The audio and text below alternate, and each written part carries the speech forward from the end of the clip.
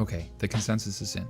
People really like Across the Spider-Verse, and if you haven't seen it yet, I really suggest you go check it out while it's still in theaters. There are endless things to talk about when it comes to this movie. But today we're going to be exploring maybe the most pretentious topic, Across the Spider-Verse's ethical dilemma. Before we go any further, I should specify a spoiler warning. If you haven't seen the movie, you'll still be able to follow this video, but if you're worried about spoilers, you should click away. One of my favorite ways to explore an antagonist in a story is to make the reason they're fighting the protagonist potentially justifiable. When there isn't a clear right answer, or you're at least capable of understanding why the antagonist is fighting our protagonist, it makes for a much more interesting conflict between the two.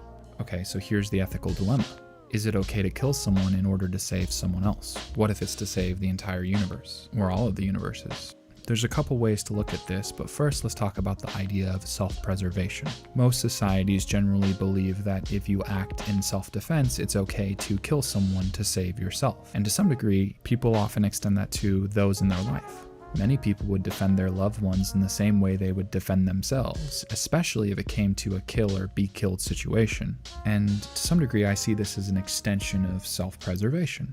Another concept I want to talk about before jumping into Across the Spider-Verse is one of the most overused philosophical questions in modern society, the trolley problem. I think there's been an oversimplification of this question towards the utilitarianistic kind of response. Utilitarianism being the idea that you should always act to benefit the majority, so you choose to kill the one person over letting 5 die. I've thought about this a lot recently, and while every single time I got one of those silly little quizzes, I answered, kill the 1, let the 5 live, I think in reality, if I had to choose between killing someone to save 5 people or doing nothing, I'd probably lean towards inaction. Some of you might see that as kind of messed up, but honestly, I don't know if I could live with having taken someone's life, especially if there's some degree of doubt. Now, the reason I brought this all up is because this question applies directly to Across the Spider-Verse. A lot of the significant characters throughout the film are put in this really weird position where they're between a rock and a hard place, and there's not a clear answer to what is right and wrong. We're initially introduced to the Spot as the main antagonist in the film, but actually the main opponent to Miles Morales, our protagonist throughout this entire film, is Miguel O'Hara, as well as the rest of the Spider-Man backing him. You see, Miguel has discovered something called canon moments. They consist of defining experiences, often tragedies in every Spider-Man's life that impact Spider-Man developing into the person they are. Miguel experienced firsthand that if you try to prevent those canon moments, you can cause the universe around it to collapse. And this could potentially spread to the rest of the Spider-Man universes. In the first movie, Miles experiences one of his canon moments, losing his uncle. Every other Spider-Man had experienced something similar, and if they interrupted it, it might prevent Miles from becoming who he needed to be. It wasn't their place to intervene with his fate. But in the second movie, we find out that there's going to be another canon event in Miles' life, the loss of the police chief,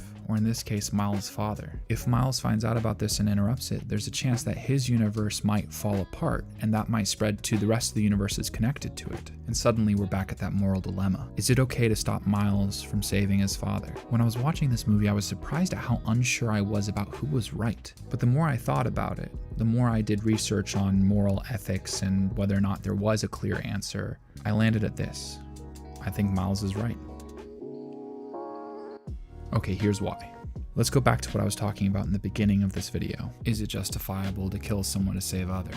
I kind of believe it isn't, but I think the whole point of that question is that it is kind of subjective. There isn't just one answer. It kind of depends on the circumstance. But in the Spider-Verse situation, Miguel O'Hara isn't killing anyone. He's simply preventing Miles from saving his dad. But funny enough, there's actually been a lot of articles written about this, where a large amount of them landed on preventing people from being saved is a form of harm, and in some cases even compared to killing. In the first movie and Across the Spider-Verse, initially everyone chose to be inactive, letting fate play out.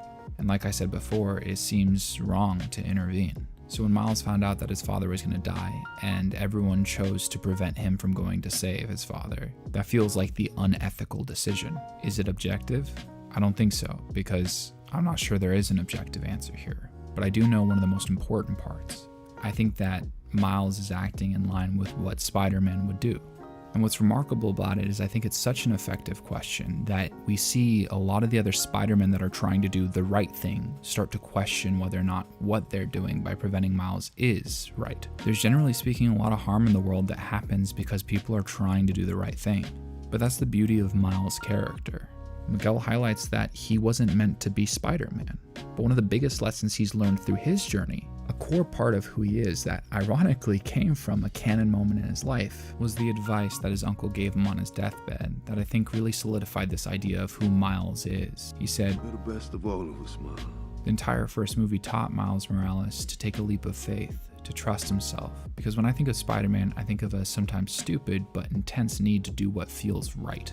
And to do that in the face of an intense pressure from your peers, loved ones, your mentor, the team you so desperately wanted to be a part of, takes guts. Took Miles Morales. Thanks. Consider watching this other video I made about Across the Spider-Verse. Appreciate it. I'll be back next week with another video essay.